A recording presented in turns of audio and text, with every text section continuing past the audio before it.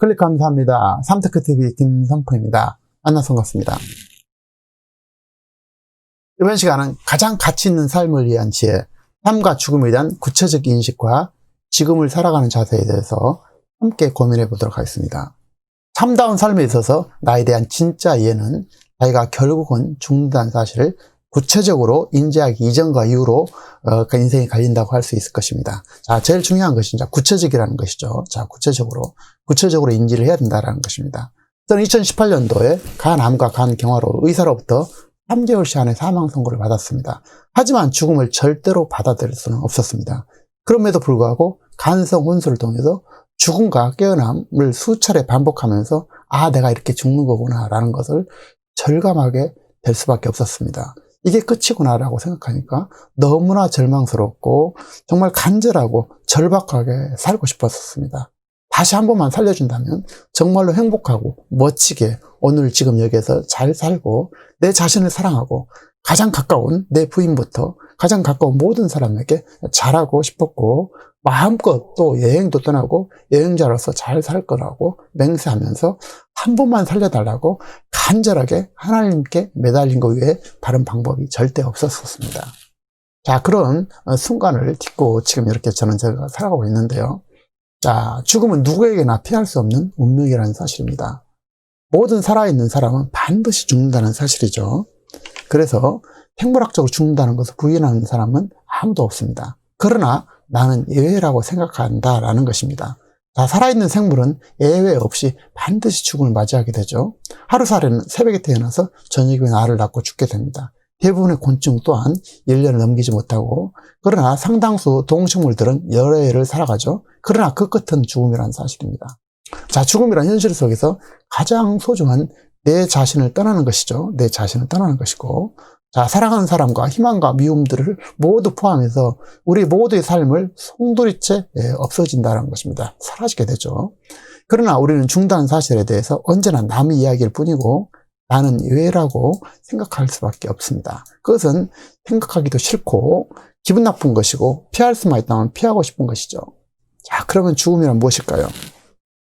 자, 죽음 과정을 1969년도 심리학자 엘리자베스 큐블러는 인간에 대한 죽음의 직면을 할 때 또 극단적인 슬픔을 받아들이는 5단계를 제시하면서 첫 번째, 부정한다는 것이죠. 자, 부정하고 그 다음에 분노를 하고 그 다음에 넘어서면 타협을 시도하고 우울증에 빠져서 결과적으로 그것을 수용한다라는 감정 5단계를 거친다고 설명하고 있습니다. 저 또한 이와 유사한 경험을 가졌고 다행히도 저는 타협과 우울, 수용까지는 안 가고 부정하고 분노는 그런 과정에서 결과적으로 저는 다시 돌아왔습니다. 자, 정말로 많은 사람들, 하나님과 또 가족과 내 아들과 부인, 이 소중한 가족 모든 분들의 은혜로 저는 이렇게 살고 있는데요. 어쨌든 제가 보면은 처음에는 부정할 수밖에 없었습니다.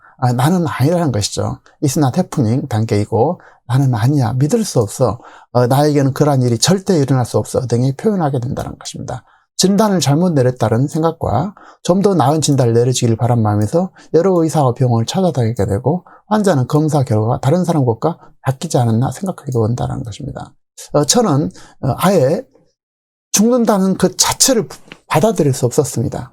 그래서 그건 있을 수 없다. 내가 죽는다는 것은 도저히 받아들일 수 없는 저는 그런 것에서 아주 강력한 저는 부인을 했던 것 같아요. 자, 두 번째로는 이제 분노를 한다는 것입니다. 왜 나냐는 것이죠. 왜 나? 그 수많은 사람 중에서 왜 하필이면 나냐는 것이죠. 그래서 이런 고난에 대해서 마음에 끌어오는 분노를 폭발시키는 단계로 또 내 자신에게, 사랑하는 사람에게 절대적인 분노를 폭발한다라는 것입니다. 저는 내 자신을 원망했으면서 동시에 절대자, 하나님한테 정말 저는 제가 죽는다는 것을 도저히 받아들일 수 없다고 살려달라고 매달렸습니다. 자, 세 번째 단계는 타협 단계라는 것인데요. 자, 이것은 내 자신의 한계를 느끼고 절대자와 타협하는 단계로 고쳐주면 착하게 살겠다든지 주를 위해서 헌신한다든지 재산을 모두 사유하겠다든 거래를 하게 된다라는 것입니다. 그래서 이제 타협 단계, 그런 단계에 갔다가 저는 이제 이렇게 되돌아왔는데요. 자, 네 번째는 우울한 단계라는 것입니다. 기브 업 호프 단계로 협상을 시도하지만 아무런 변화가 없고 해답도 찾지 못한다면 그 다음 단계는 천염이라는 것인데 난사가 귀찮아지고 모든 것이 무의미해지고 우울증에 빠지게 된다는 것입니다. 그러면서 슬픔이 깊어지면서 문제를 극복하는 노력이나 타인과 교류 자체를 거부하기도 한다는데, 자, 마지막 단계가 이제 수용이라는 것이죠. 자, 억울함이나 분노가 사라지고 자신의 죽음을 받아들이는 단계인데, 이때는 스스로 삶을 되돌아보게 되고 삶을 돌아보고 다가오는 미래에 대한 희망을 가지며 죽음을 받아들이게 된다는 것입니다. 자, 이 단계도 어떻게 보면 축복이라고 할 수가 있죠. 이렇게, 자, 어느 날 갑자기 순간적으로 이 삶이, 자, 수용할 단계도 채 거치지 않고 죽음을 맞이하는 경우도 있습니다. 이건 비극이죠. 자, 물론 일부는 그 과정을 거꾸로 하거나 완전히 다른 순서로 나타나기도 하고, 이런 과정을 아예 거치지 못하고 순간에 이렇게 죽을 수도 있죠. 자, 이것은 상실과 죽음, 비통에 빠진 이들이 이해하는데 도움을 줄 수 있는 이론이기도 합니다. 중요한 것은 죽음에 직면한 사람들이나 큰 슬픔에 직면한 사람들이 어떤 감정인가를 우리가 이해할 수 있고, 죽음의 순간에 슬픈 일을 겪은 그들의 아픔을 함께하면서 그들을 더 잘 대해줄 수 있는 이론적 토대가 된다라는 사실입니다. 가장 철저하게 죽음을 깨닫는 자신만이 내 삶을 소중하게 여기고 하루하루를 의미 있게 살아가야 된다라는 것입니다. 역설적이게도 죽음에 대한 자각이 삶의 소중함을 알게 해주는 가장 분명한 길이라는 것입니다. 저 또한, 자, 죽음에서 되돌아오면서 전혀 다른 삶을 살고 있습니다. 그래서 하루하루를 정말 가치 있게 살려고 들어가고 있고, 모든 것을 행복과 가치와 어떻게 하면 잘할 수 있을 것인가 라고 기쁘게 살리는 것이, 그 여행자로서 하루하루 살려는 노력을 의식적으로 무의식적으로 하게 됐습니다. 자, 1년생 식물은 봄에 싹이 나서 예쁘게 꽃을 피우고 또 열매를 맺고, 열매 안에 있는 씨앗이 들어있죠. 씨앗은 다음 세대로 이어지는 연결고리를 합니다. 물론 자신은 죽어야만 하죠. 그러나 식물에게는 죽는다는 표현을 대신, 자, 사라진다는 단어를 사용하고 있는데, 식물은 자신의 운명을 본능처럼 알고 있기에 생명이 불어있을 때 자손을 번식시키고 자신에게 주어진 임무를 완수하고 떠나는 것입니다. 사람들 또한 자신에 대해, 죽음에 대해서 알고 있죠. 그러나 이는 머리로만 아는 것뿐이지 실제로 실감하는 것은 아니다라는 것입니다. 죽음을 코앞에 둔 말기암 환자도 자신에게 닥친 암울한 상황을 당황해하면서 위 이론처럼 또 저처럼 처음에는 받아들일 수 없게 되는 것입니다. 그러나 자신의 상황을 받아들이지 못하든지 아니면 순수히 인정하든지 상관없이 상황은 바뀐 법이 없죠. 생명을 조금 더 연장할 수는 있어도 죽음 자체를 피할 수 없다는 사실입니다. 사람들은 대략 얼마가 살 수 있는지 모르는 사람들은 없죠. 대략 80에서 100세의 전후가 될 텐데, 물론 이것도 정확하거나 결코 보장된 시간이 아니라는 것입니다. 여기서 가장 중요한 것이 바로 결코 보장되지 않았다라는 것입니다. 10대, 20대, 30대 일찍 떠나는 이들이 너무나 많죠.